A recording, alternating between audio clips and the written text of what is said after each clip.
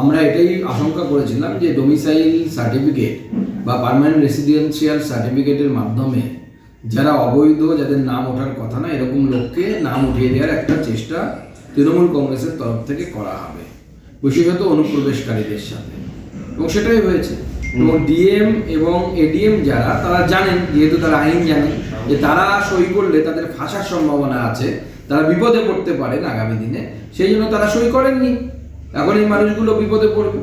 নির্বাচন কমিশনের নিয়ম অনুসারে নির্বাচন কমিশন আইন অনুসারে ব্যবস্থা নেবে। শুরু হচ্ছে যুব সাথী প্রকল্পের ফর্ম ফিল আপ এবং লক্ষ্মীর ভান্ডার, কি প্রভাব পড়বে? আমি যুবকদেরকে অনুরোধ করব যে সেখানে গিয়ে তারা প্রত্যেকেই যেন যুবসাথীর অ্যাপ্লিকেশন করে, ভালো কথা, কিন্তু তার সাথে এই অ্যাপ্লিকেশনটাও করে যে যেন কর্মসংস্থানের ব্যবস্থা করা হয়। ফেব্রুয়ারি মাস পার হয়ে গেলে মাননীয় প্রধানমন্ত্রী থেকে শুরু করে মাননীয় স্বরাষ্ট্রমন্ত্রী, সর্বভারতীয় সভাপতি সবাই আসতে শুরু করবেন।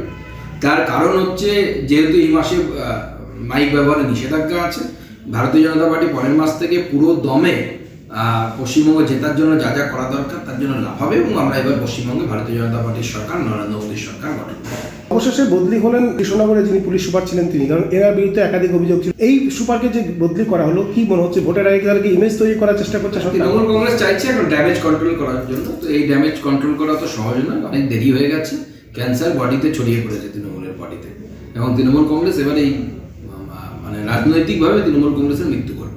এখনো পর্যন্ত কাটন রাজ্য কমিশনের যে কাজিয়া, মানে অফিস কমিশন বলছে, আর রাজ্য কাছ থেকে কমিশন কিছু অফিসারের লিস্ট চেয়েছিল, যে লিস্ট তা হচ্ছে দেখা যাচ্ছে তার মধ্যে প্রায় 30% বেশি গ্রুপ সি ঢুকে রয়েছে। এগুলো কি ইচ্ছাকৃতভাবে করা হচ্ছে নাকি সঠিক? ইচ্ছাকৃতভাবে করা হচ্ছে তৃণমূল কংগ্রেসের তরফ থেকে, যাতে পুরো এসআইআর প্রক্রিয়া এবং নির্বাচনের পরবর্তী প্রক্রিয়াগুলো যেন বাধাপ্রাপ্ত হয়। তৃণমূল কংগ্রেস চায় না যে নির্বাচনটা হোক, তারা চায় যে তারা বছরের পর বছর বংশ পরম্পরায় ব্যানার্জি পরিবার এই রাজ্যের জমিদার হয়ে বসে থাকবে এবং তারা ক্ষমতা ভোগ করবে, তারা সেটাই চায়। সোনা বাপুকে ধরতে পারছে না পুলিশ, অথচ ভোটের আগে গ্রেপ্তার তৃণমূলের নেতা রাজু নস্কর বাড়ি দখল করতে না দেওয়ার জন্য মারধরের অভিযোগ করেছিল, রুবির কাছ থেকে গ্রেপ্তার হয়েছেন তিনি। এই রাজু নস্কর উত্তর কলকাতার বিখ্যাত বা কুখ্যাত গুন্ডা।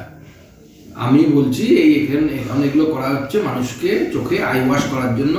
ঠিক ভোটের আগে রাজু নস্করকে ছেড়ে দিয়ে ভোটে কাজে লাগানো হবে, মিলিয়ে নেবেন, একদম কাগজে লিখে রাখুন, স্ট্যাম্প পেপারে লিখে রাখুন, ভোটের আগে রাজু নস্কর জামিন পাবে, এবং জামিন পেয়ে সে তৃণমূলের হয়ে সেখানে ভোট করাবে।